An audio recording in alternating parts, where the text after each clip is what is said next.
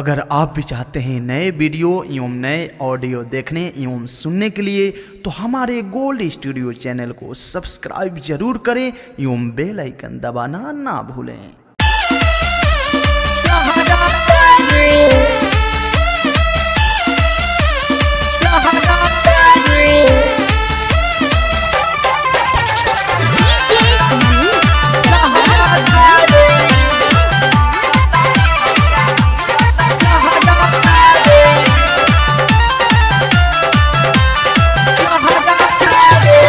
देशवा के शान ह तिरंगा देख लहरता रे देशवा के शान ह तिरंगा देख लहरता रे इहे तिरंगा देखी कितना देशवा जरता रे इहे तिरंगा देखी कितना देशवा जरता रे देश के तिरंगा हो हमार देख लहरता रे देशवा के शान हो तिरंगा देख लहरता रे लहरता रे लहरता रे।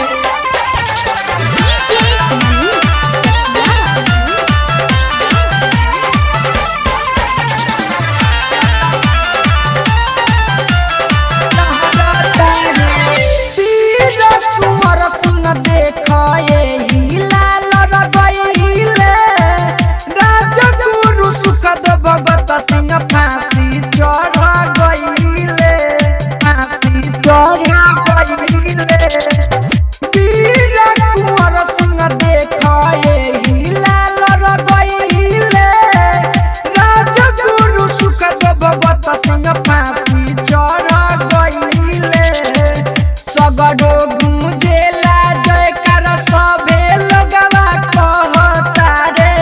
सगडो गुंजेला जयकार सभे लोगवा कहता रे देशवा के शान ह तिरंगा देख लहरता रे देशवा के शान ह तिरंगा देख लहरता रे लहरता रे लहरता रे।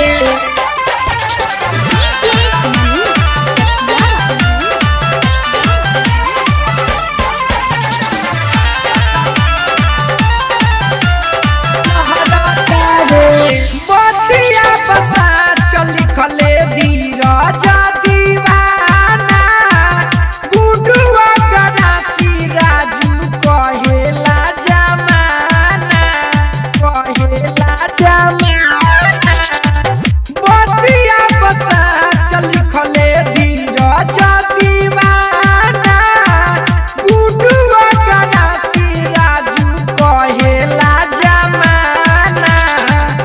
उड़ेले हवा में ई देखो नहीं ठहरता रे उड़ेले हवा में ई देखो नहीं ठहरता रे देशवा के शान ह तिरंगा